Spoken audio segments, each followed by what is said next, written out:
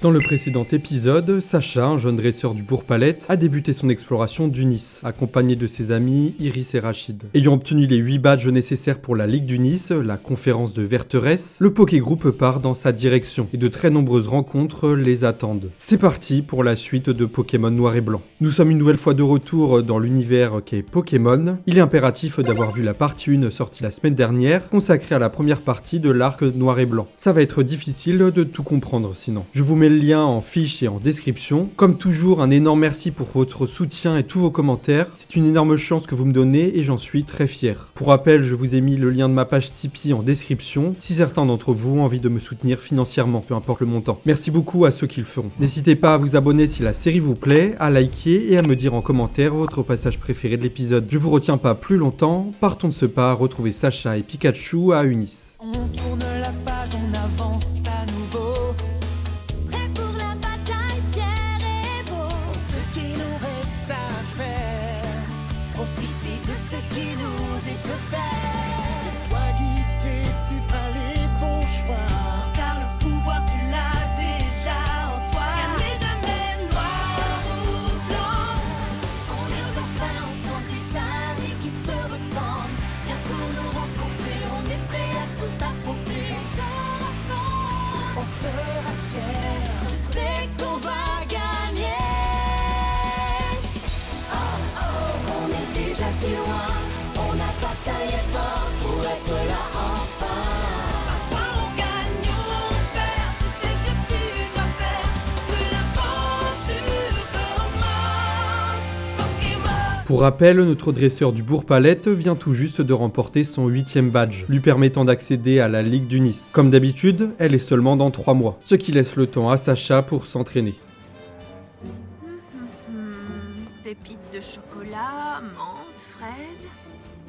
Oh non, je devrais peut-être m'en tenir au grand classique, la vanille. Dans une file d'attente, il reconnaît une silhouette familière. Cynthia, la maître Pokémon de Sinnoh. Elle leur apprend qu'elle a été invitée pour le Pokémon World Tournament qui va avoir bientôt lieu à Vaguelone. Forcément, Iris a entendu parler du terrible Karchakroc de la championne et lui propose donc un combat. Bon, sans doute, elle perd, mais Coupe-Note reçoit de précieux conseils. Le groupe prend donc un hydravion direction Vaguelone, suivi sans le savoir par Meloetta, elle-même suivie par la Team Rocket. Là-bas, une vieille connaissance l'attend. Ils se rendent à la Villa de Cynthia, une résidence où elle passe ses vacances. Ah. Qui est là? Oh. C'est Aurore. Une fois sur place, Sacha a la surprise de voir qu'Aurore et Tiplouf sont également présents. Tout contents de se retrouver, Iris et Rachid font aussi sa connaissance. Chacun montre ses Pokémon et découvre les histoires des autres. Rachid décide même de l'affronter en combat, n'ayant jamais affronté une coordinatrice. Et il perd. C'est pas n'importe qui, Aurore. Le groupe découvre aussi que Meloetta les a suivis jusqu'ici et le soir tombant, elle chante sur un rocher, écoutée par tous sur le balcon et aussi en dessous de la mer.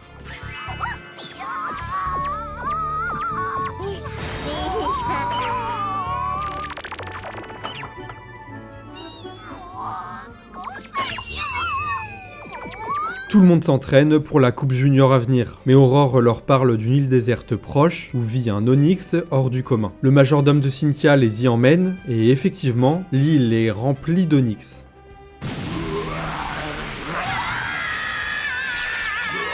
Mais ils finissent par le trouver. Cette fois, ce n'est pas l'Onix de cristal, mais bien un Onix chromatique. Et heureusement, Meloetta est là pour calmer les Pokémon sauvages. On découvre même sa forme dense. De plus, en bonus, Pierre apparaît dans un flashback de Sacha. Alors qu'ils allaient manger, un agent de génie débarque à la villa et les informe qu'un incident a eu lieu à la centrale de la ville, à cause d'un Dracolos. Se rendant sur place, le Pokégroupe et plus particulièrement Iris tente de convaincre Dracolos de sortir de la pièce où il est enfermé. Calmé par Meloetta, le Pokémon s'effondre, blessé. L'agent de génie est convaincu qu'il a attaqué la centrale et ramène des dresseurs pour le capturer de force. Iris ne les laisse pas faire et en posant sa main sur Dracolos, elle découvre ce qui s'est vraiment passé. En défendant des pois chigeons d'un trioxyde, le dragon s'est blessé à l'aile et s'est effondré sur un régénérateur. Sacha et Rachid prouvent son innocence et Dracolos est soigné. Une fois remis sur pied, le Pokémon décide de rejoindre l'équipe d'Iris.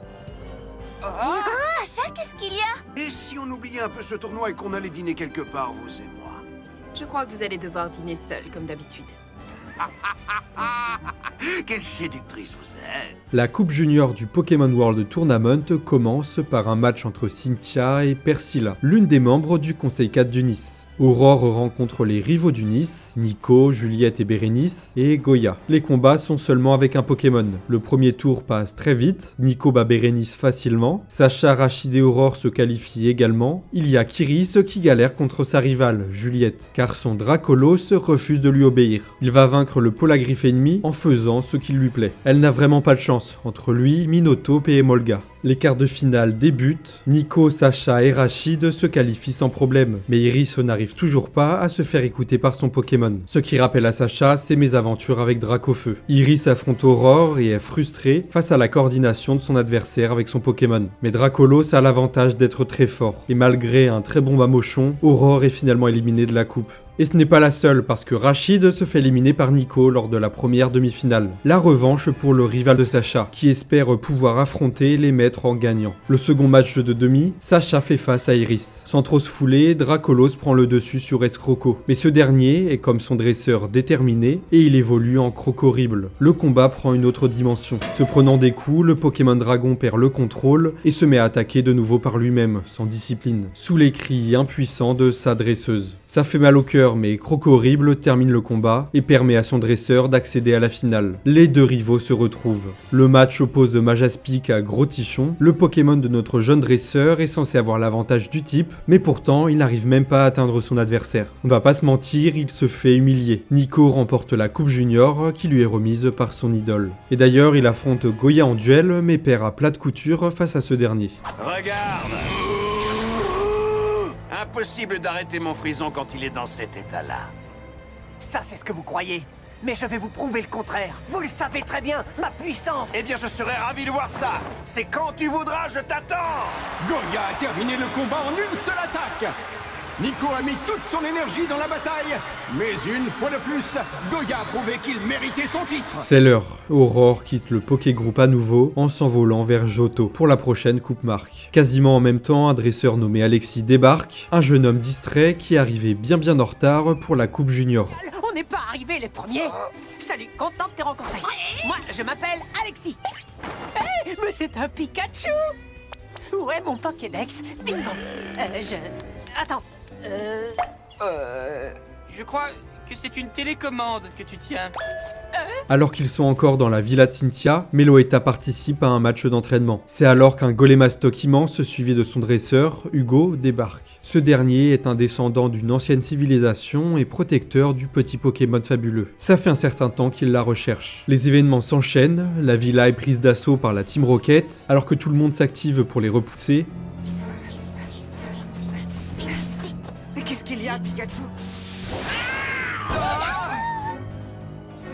Ce Pokémon! Sacha, Pikachu et Meloetta fuient avant de se faire attaquer par un Persian, que l'on ne voit pas souvent combattre, celui du chef de la Team Rocket. Et oui, parce qu'on l'a un peu oublié, mais Giovanni a débarqué à Unis, il y a pas mal d'épisodes. Alors que Meloetta devient invisible, Giovanni capture notre jeune dresseur et menace de l'éliminer, si le Pokémon fabuleux ne se laisse pas capturer. Ce qui fonctionne. La Team Rocket se rend alors dans un temple des mers pour accomplir la prophétie. Attachant Meloetta à l'autel, le professeur Zekor diffuse son chant, qu'ils ont enregistré en cachette, et un objet sort de terre pour parvenir jusqu'à Giovanni, le miroir sacré.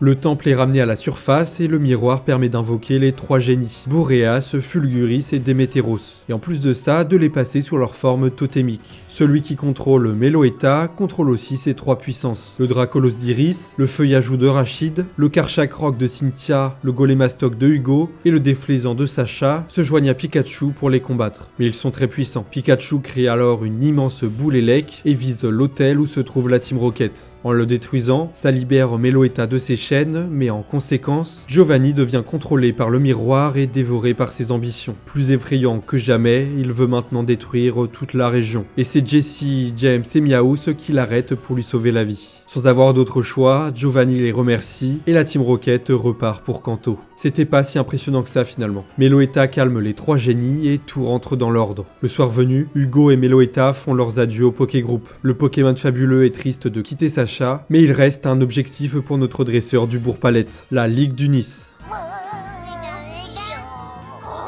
Après que Cynthia ait indiqué au Pokégroupe où se trouvait la Ligue Pokémon, et qu'Iris ait déguisé Sacha et Rachid en femmes pour humilier 3 harceleuses qui se moquaient d'elle, nos 3 amis quittent la villa pour poursuivre leur voyage. Enchantée. Et les 2 autres? Elle s'appelle Sarah et Rachel. Sarah, c'est moi. Et moi, bien sûr, c'est Rachel. La route pour la Ligue les amène à passer par le village des dragons, la ville natale d'Iris. Elle y retrouve son amie d'enfance, Gilberte, ainsi que la doyenne qui lui a donné son coupe-notes. Iris est très fière de lui montrer ses progrès, et son Dracolos qui devient une fois de plus incontrôlable. Mais la doyenne reste une experte malgré son âge, et parvient à le calmer. Après avoir réussi à calmer le trioxydre de son ami, Watson, le champion dragon que Sacha voulait affronter à Janusia, sort des buissons, reconnaissant les progrès de son ancien élève, il lui propose un combat à l'arène.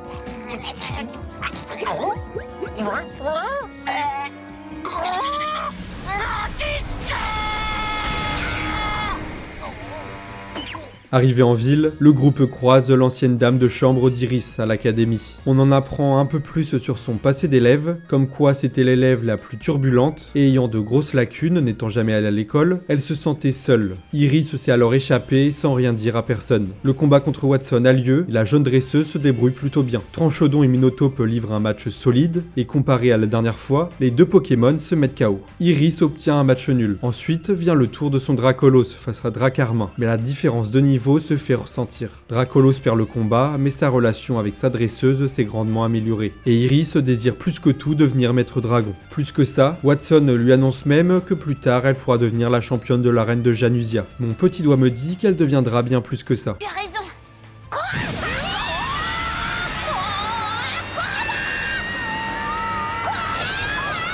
Juste avant de parvenir à la ligue située à Verterès, le Pokégroupe fait la rencontre de Virgile, un dresseur qui est aussi sauveteur Pokémon, et qui possède Evoli ainsi que toutes ses évolutions. Sacha et les autres l'aideront à sauver un Exagel. C'est officiellement le début de la Ligue du Nice, aussi appelée la conférence de Verterès. Sacha y retrouve de nombreuses connaissances comme Nico, Bianca, Jules, Virgile ou même Alexis qui avait raté la Coupe Junior et qui a failli encore rater les inscriptions. Mais pourquoi tu campes ici? Après ton inscription, on te donne une chambre. Une inscription? C'est quoi une inscription? Mais qu'est-ce que t'as fabriqué ici pendant 3 jours? Bah... Non mais oui. Les inscriptions pour la Ligue du Nice de Verterès sont clôturées. Mais je vous préviens, on n'est pas sur la Ligue du siècle. D'ailleurs, c'est la première fois que Monsieur Guccio ne la préside pas. Et les choses vont commencer directement, car Sacha affronte Nico dès le premier tour, son rival qu'on n'a pas vu tant que ça finalement. Le premier tour est composé de combats en 1v1, on n'est donc pas sur un superbe 6v6 comme contre Paul à la dernière ligue. Le Pikachu de Sacha affronte le Majaspic de Nico. Mais les attaques électriques ne sont pas très efficaces contre les Pokémon plantes. Une fois de plus, il a privilégié l'instinct par rapport à la stratégie. Sacré Sacha. Juste pour rappel, lorsqu'il n'était encore qu'un Vipellière, le Pokémon de Nico a battu 2 fois le Pikachu de Sacha alors que c'était ses premiers combats. Pikachu se retrouve en mauvaise posture et prend de nombreux dégâts, mais leur détermination est grande et en alliant l'attaque queue de fer et boule élec, la souris électrique parvient à assommer un coup surpuissant, éliminant son adversaire. Nico est éliminé. Les deux se serrent la main et son rival promet de devenir plus fort. Jules, Bianca, Alexis et Virgile passent aussi pour le second tour. Et il n'y a pas de combat intéressant à part Alexis qui affronte Bianca et qui parvient à l'abattre grâce à son Riolu. Renaud a accédé au 3e tour. C'est la première fois qu'un dresseur de notre petite ville va aussi loin dans la Ligue du Nice. Ce jour sera celui de la fête de Renaud. Waouh, merci. Ça fait 25 ans que j'encourage les dresseurs de notre ville, je suis tellement ému. Coupe-note se perd au milieu de la ligue et le Pokégroupe passe beaucoup de temps pour le retrouver. Mais c'est déjà l'heure des 8e de finale. Sacha se retrouve face à Jules dans un combat en 3v3. Le combat débute bien pour notre héros, qui parvient à battre le Léopardus de Jules grâce à la puissance de Crocorible, qui prend néanmoins beaucoup de dégâts. C'est alors au petit Batracné de faire ses preuves face à un Zéblitz extrêmement rapide. Le duel se solde par un match nul. Le dernier Pokémon de Jules est son Caraclé, que Manternelle ne parvient pas à battre malgré ses nombreuses esquives. Elle a quand même permis de l'affaiblir, car c'est un Crocorible fatigué qui doit finir le travail. Le Pokémon surprend tout le monde en utilisant une attaque vol, aéropique, super efficace contre Caraclé, ce qui met fin au combat. Sacha l'emporte et passe en quart de finale, et il va devoir affronter Alexis. Sacha ne pouvant dormir se rend dans l'arène l'arène où il découvre que son futur adversaire y campe, ayant peur de rater l'heure du match. Alexis dévoile son arme secrète, un trioxydre qui effectivement fait le travail puisqu'il parvient à lui tout seul à éliminer le géolithe et le moustillon de Sacha. Seul Gros Tichon parvient à le vaincre avec une terrible attaque casse-brique. Le prochain Pokémon est un eau-acier, ce qui est un mauvais choix face à un Pokémon feu, et il perd rapidement. Alexis envoie Clamiral et Sacha, au lieu de changer de Pokémon,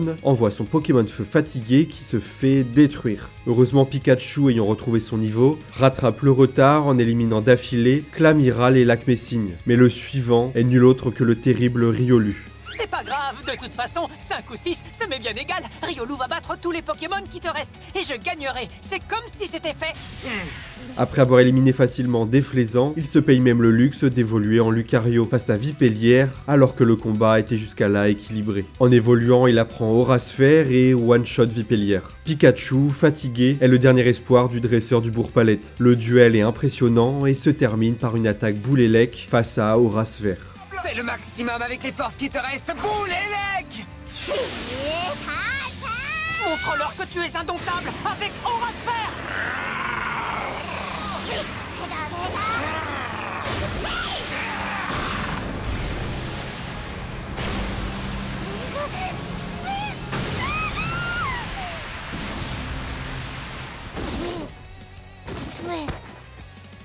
Voilà, c'est déjà fini pour Sacha. Il perd contre Alexis en quart de finale. Il restait encore un Pokémon à Alexis qu'on n'a même pas vu. Une nouvelle preuve de la puissance d'un Lucario. C'est la première fois que Sacha régresse de place lors d'une ligue. En demi-finale, Alexis perd face à Virgile et ses évolutions, et c'est ce dernier qui remporte la Ligue du Nice, face à une contrefaçon de Peter. C'est la fin de la conférence de Verterès. On a failli accéder aux demi-finales. Pikachu, toi et les autres, vous avez super bien combattu.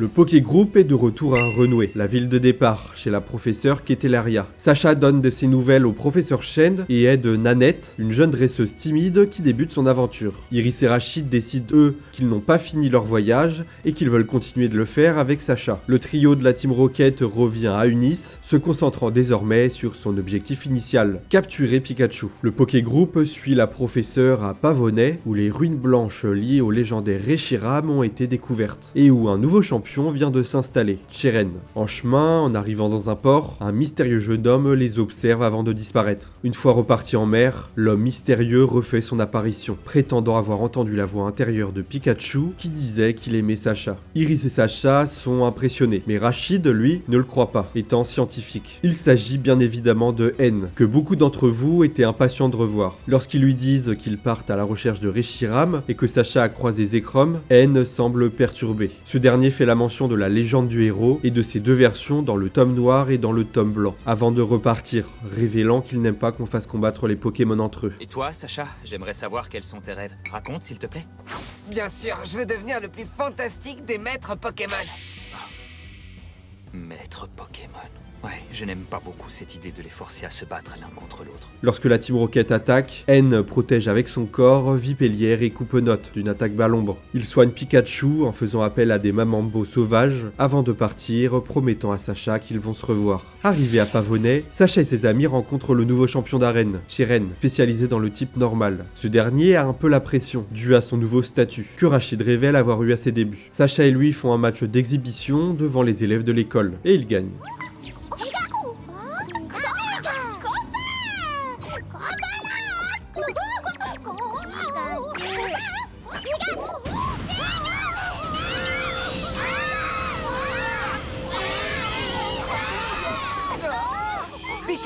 Continuant leur route jusqu'à Amaïd, le Pokégroupe découvre qu'un mâle touche la ville. Des Pokémon aux yeux rouges, aussi bien sauvages qu'appartenant à des dresseurs, se mettent à attaquer de partout. Tout le monde est débordé. Enquêtant sur une piste d'un observatoire astronomique abandonné, un ancien ami refait surface, Belladonis, appartenant aux forces de police internationales. Il enquête sur la mystérieuse Team Plasma, qui serait à l'origine de tout ça. Et oui, parce que le Pokégroupe est sur la fin de son voyage à Unis, mais la Team Plasma, mentionnée au tout début, n'a toujours toujours pas fait son apparition. Et c'est bien eux derrière tout ça. Dans le laboratoire abandonné, Nikolai, le scientifique de l'organisation, mène des expériences sur des Pokémon sous les ordres de son chef, Getis. À l'arrivée du Pokégroupe, la Team Plasma envoie leurs Pokémon sous contrôle, repoussés par Pikachu et Coupenote. Nikolai est impressionné par la force de Pikachu et tente d'en prendre le contrôle. Mais pendant ce temps-là, la Team Rocket hack l'ordinateur et vole toutes leurs données, ce qui libère les Pokémon sous contrôle. Le trio Rocket fuit, suivi par les sbires de la Team Plasma, en faisant exploser le laboratoire et aussi le ballon Rocket au passage. La Team Plasma. Oh, la Team Raplapla, oui. Bien dit, ça a été encore plus facile que d'arracher sa sucette à un bébé.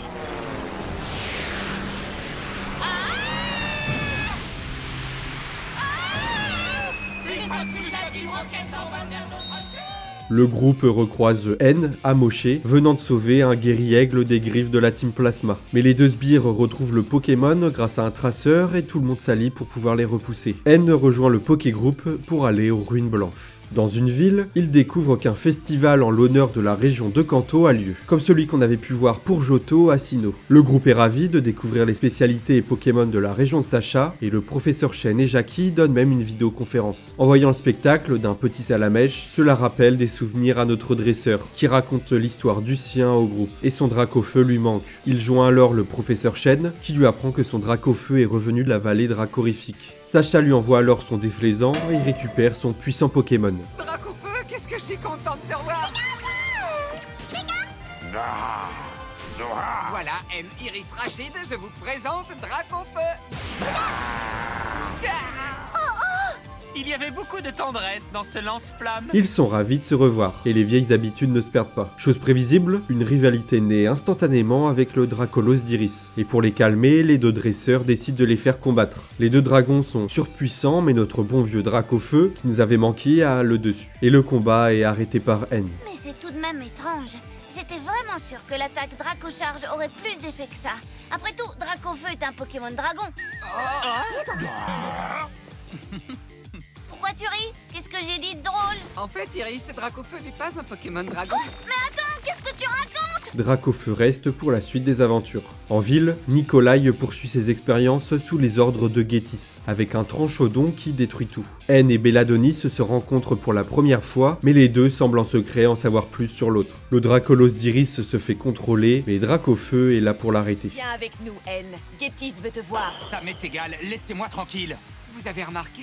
On dirait qu'ils se connaissent. Tu as pourtant reçu des ordres, non? Je refuse de vous obéir plus longtemps. La Team Plasma fuit à nouveau, et deux jeunes femmes surgissent de nulle part, Vénus et Colombe, pour emporter N. Elles le ramènent à leur refuge secret et le soignent. Elles sont d'abord réticentes à la venue du Pokégroupe, mais N leur demande d'écouter leur lien avec leurs Pokémon. Vénus et Colombe possèdent les mêmes pouvoirs que lui. Dans son repère, N a recueilli de nombreux Pokémon blessés, aussi bien physiquement que mentalement, qu'il soigne en compagnie des deux jeunes filles. Mais il cache un terrible secret. N a fait partie de la Team Plasma. En fait, quand ils étaient enfants, le trio vivait sous la direction du chef de la Team Plasma, Getis, leur promettant de sauver les Pokémon du monde entier. Getis voulant seulement utiliser N pour invoquer Reshiram, ce qu'il a réussi à faire. Mais une fois invoqué, se sentant trompé, Reshiram, fou de rage, se mit à se déchaîner sur la Team Plasma. Le trio se cacha dans ce repère et se mirent d'accord sur le fait qu'il faut tenir les Pokémon à l'écart des humains. En fait, ils veulent libérer ceux du monde entier. Ce n'est pas juste, vous ne pouvez pas accuser tous les humains d'opprimer les Pokémon.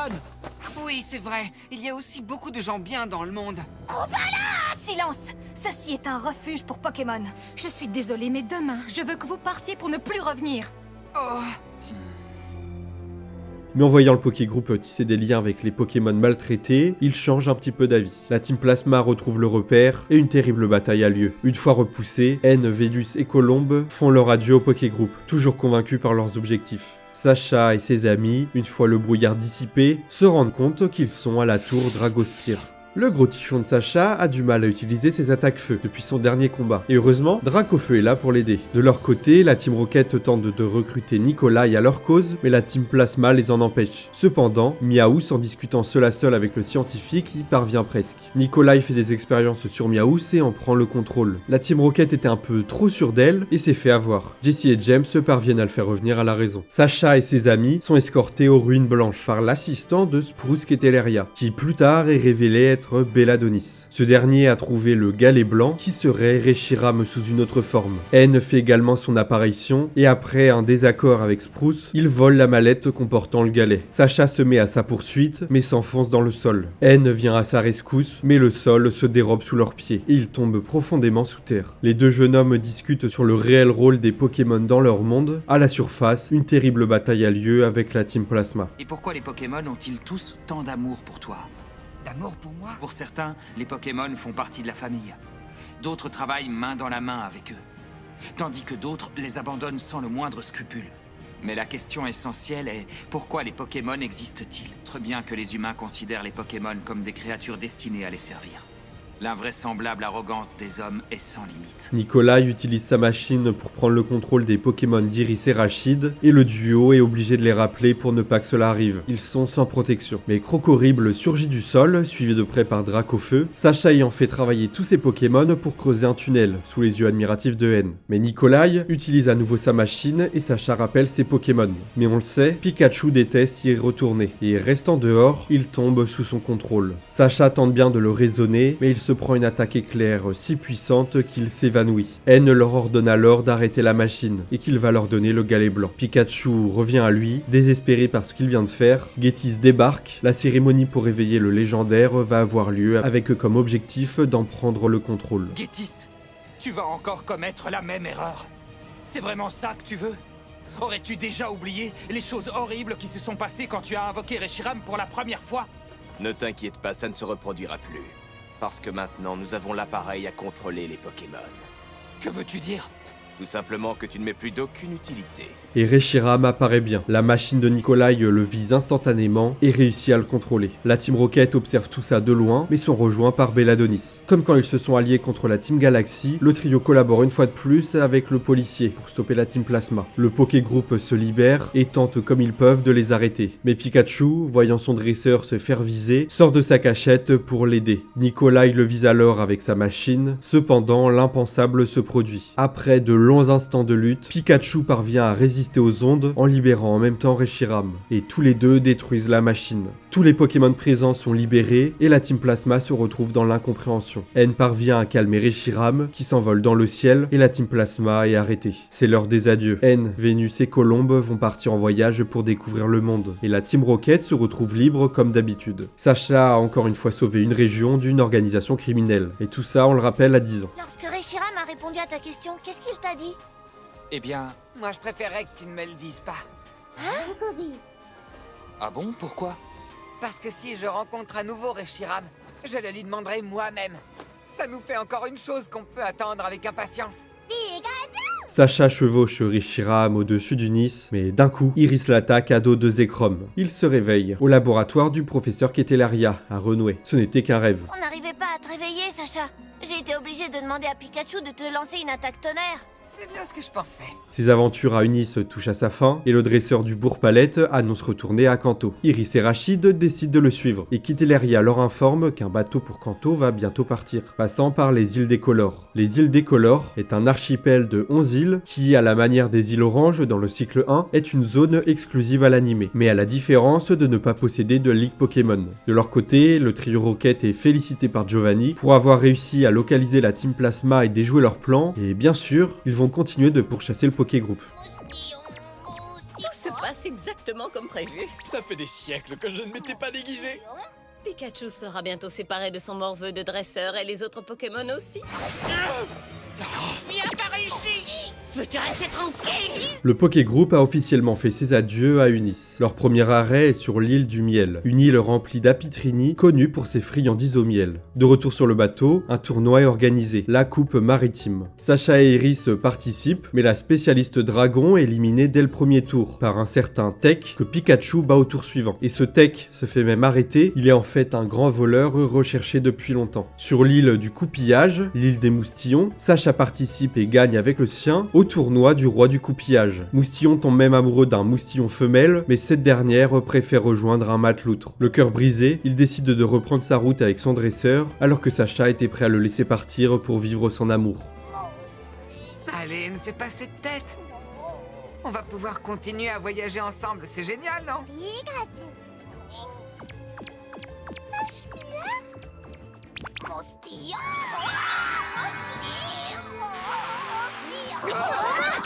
Sa guérison a été encore plus rapide que je ne le croyais. Prochain arrêt, l'île du Grand Spectre, aussi appelée l'île des illusions, provoquée par les Zoroark qui y vivent. Sur l'île de Thomisma, Iris et Rachid rencontrent pour la première fois en personne le professeur Shen. Il est ici pour capturer un Motisma, dans le cadre de ses recherches sur ses différentes formes. Ils ne se sont pas cassé la tête pour Thomisma, ils ont juste inversé le T et le M de Motisma.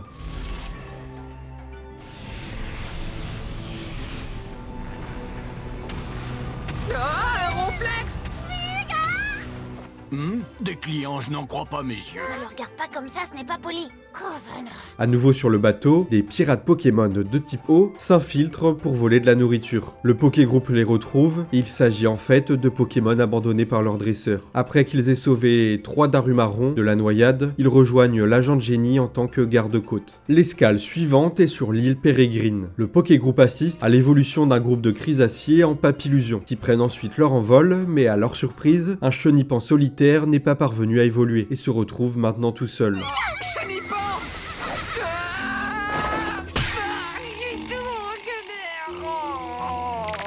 Sacha va alors l'entraîner pour qu'il évolue, lui rappelant forcément son propre Chenipan, le tout premier Pokémon qu'il a capturé, avant de le libérer pour qu'il vive son amour. Et Sacha revit à nouveau une séparation difficile, quand ce dernier doit à son tour partir avec les siens.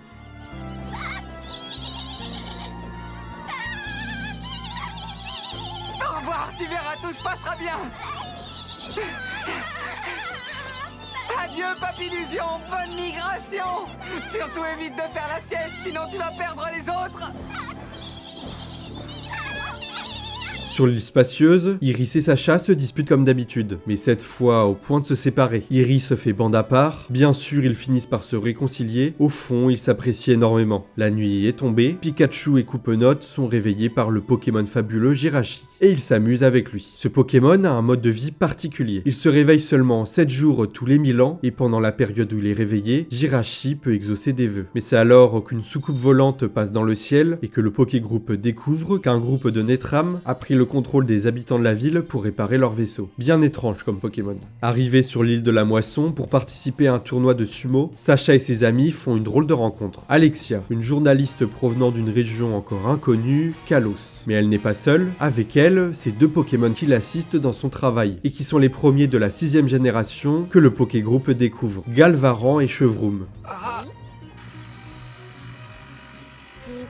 Excellent, j'adore ce plan. Je me trompe ou vous êtes... Je suis journaliste Pokémon, oui.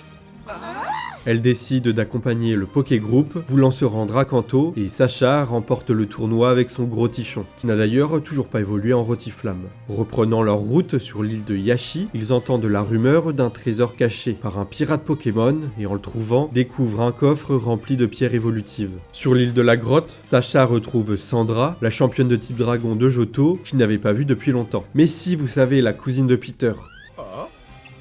Ça c'est bizarre, l'appareil est en panne. Oh non, c'est pas vrai, je vais voir, c'est peut-être un Pokémon qui l'a mis en service.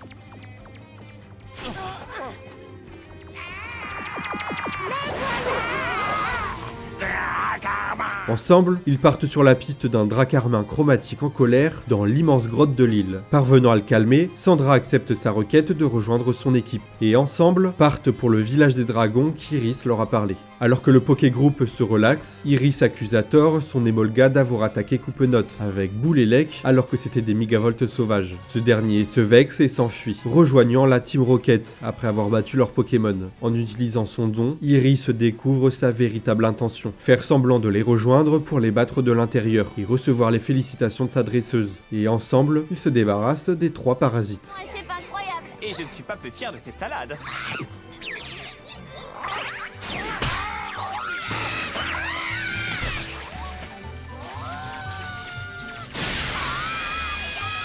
Achevant bientôt leur exploration des îles décolores, le Pokégroupe débarque sur l'île du Paladin, mais ont la surprise de revoir les 2 frères de Rachid, Noah et Armando. Ils font aussi la rencontre de Frida, une dresseuse arrogante, qui est en fait la raison de la présence des 2 frères sur l'île. Elle les a défiés pour prendre le contrôle de leur arène, si elle bat les 3 frères. Bien entendu, personne n'aurait accepté, mais Armando aussi. Évidemment, lui et Noah ont déjà perdu, et Rachid est leur dernier rempart. bien fait, ça lui apprendra à s'approcher trop près de mon Blizzardois. Alors ce Blizzardois est ton Pokémon? Mais oui, bien sûr. Pourquoi? Ça te pose un problème? Si ça vous dérange, vous n'avez qu'à garder vos Pokémon dans leur Pokéball et vous n'aurez plus d'ennui. Gamin. Frida est un peu semblable à Paul, l'ancien rival de Sacha, qui ne veut pas développer de relation avec ses Pokémon, mais juste gagner, et c'est ce qui lui coûte la victoire. Les trois frères conservent leur arène, néanmoins ça fait quand même hésiter Rachid à poursuivre son voyage. Peut-être qu'il doit redevenir champion d'arène. Mais leur exploration des îles Décolores touche de toute façon à leur fin. Le bateau accoste enfin à Kanto, plus précisément à Carmin-sur-Mer, et c'est malheureusement déjà l'heure pour le Pokégroupe de se séparer. En se rendant à la ville d'à côté, Safrania, Iris et Rachid veulent sans attendre poursuivre leur voyage en prenant le train magnétique qui relie Kanto et Johto. Iris veut se rendre à Ebenel pour s'entraîner avec Sandra et Rachid veut assister à un concours de pêche à Hoenn. Emplis de tristesse, les trois amis se disent au revoir avant que chacun poursuive sa propre route. Sacha prend la direction du Bourg-Palette, toujours accompagné d'Alexia qui compte interviewer le professeur Chen. De retour dans sa ville, Sacha a hâte de se rendre au laboratoire pour revoir ses Pokémon. Mais Alexia le convainc de passer avant par sa maison pour voir sa maman, Delia. Et oui, parce qu'il la voit vraiment pas souvent. Content de se retrouver, le jeune homme ne reste pas longtemps et fonce chez le professeur Chen. Il retrouve ses Pokémon d'Unis et les remercie pour leur aide, et Alexia montre ses Pokémon provenant de Kalos au professeur. Ils apprennent que sa sœur est championne d'arène là-bas, Sacha a plein de questions sur la région, et dès le soir même, il annonce sa décision. Dès le lendemain, il va partir avec Alexia pour se rendre à Kalos, où Sacha compte bien se mesurer à la Ligue Pokémon. Sa maman, qui ne voit jamais son fils, est triste de le voir déjà repartir, mais comme à son habitude, lui a confectionné une nouvelle tenue. Bien sûr, je ne peux pas dire que je suis surprise, mon Sacha. Pardon, je suis peut-être allée un peu vite. Oui, ce jeune homme vient à peine de rentrer chez lui, après tout.